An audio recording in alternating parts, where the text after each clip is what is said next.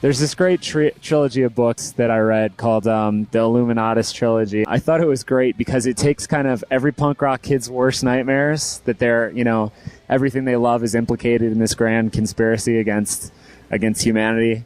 And I wanted to update it. To me, this record is very much paired with War All the Time. And where War All the Time was about all the little battles that we have in our lives being like a war, a struggle to get through. And this one kind of takes the opposite tack, which is like, struggle is common, conflict is common, everybody goes through it. We need to embrace the fact that we go through it together. We all listened to Fugazi a bunch more. In on the Kill Taker was this great record where they had already veered off on this more experimental path, but they just decided like a little later on in their career, like they were going to do this super fast, crazy, intense record. And it's my favorite because it had like all these techniques that they had picked up from doing more experimental stuff, but it still was just like a fast, crazy, hardcore record. And to me, that's what I wanted to do with Common Existence. I wanted to take everything we learned and do something fast. We were thinking, there probably aren't that many more years that we're going to want to do touring full time. Like Tim just had his second kid.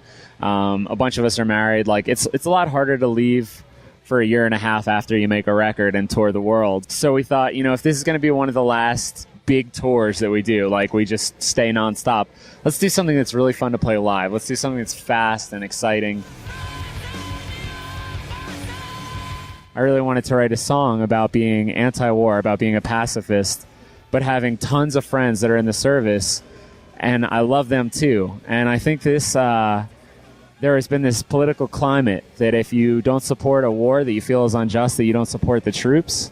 And I think that's a really dangerous lie, because it has other people's agendas wrapped up in it. It has nothing to do with the actual people that are stuck over there fighting wars. And the thing is, it's not black and white. And I think that's the way life is too. It's not black and white. It's kind of, I don't give a shit who's right or wrong. I just don't want to lose any more of my friends. I was really excited about destroying the image of a rock star. You know what I mean? That was a huge thing for Thursday. It was like, destroy the image. Make it so that people understand that we're just people and can come up to us and talk to us, and that music isn't a one-way street, that it's this two-way dialogue. And all these bands are just reinforcing, like, no, I look cool, I've got a cool haircut, like I'm on MTV, and don't talk to me, like I'm too cool for you. I'm not even interested in being cool at all anymore, you know what I mean? Like, I feel like grown up enough that if it's not real, if it's not pragmatic, if it's not going to make somebody, healthier or happier, if it's not going to make society more humane, then I don't care if it looks cool. For me, music doesn't have any real weight if it doesn't have a social consciousness to it. And I love happy pop music, and I love dance music, and I love all kinds of different things.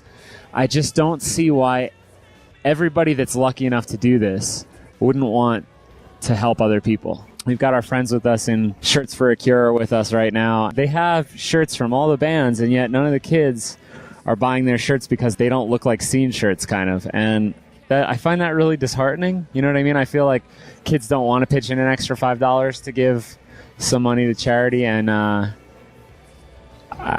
do find that disheartening, but I also feel like there's so many young kids in the scene right now that if we can just get them excited about community service, then we'll have a bunch of really active people.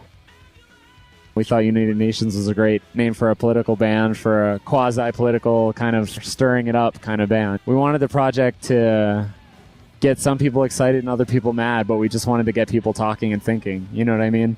So I feel like in that respect, it's been a positive thing. It doesn't help the release getting noticed that the United Nations made us take down everything having to do with the band, and it doesn't help that, our records, the cover got banned, so we didn't have them in stores during release week.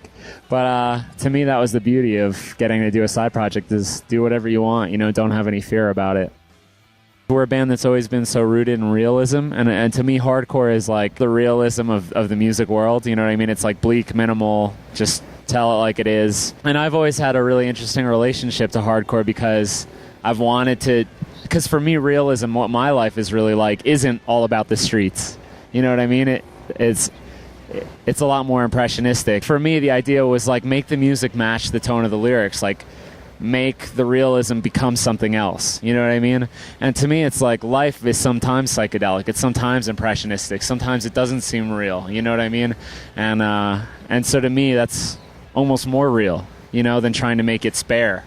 Because that's just another stylistic choice, you know, and I want to try and represent the things that happen in my life the way that I see them.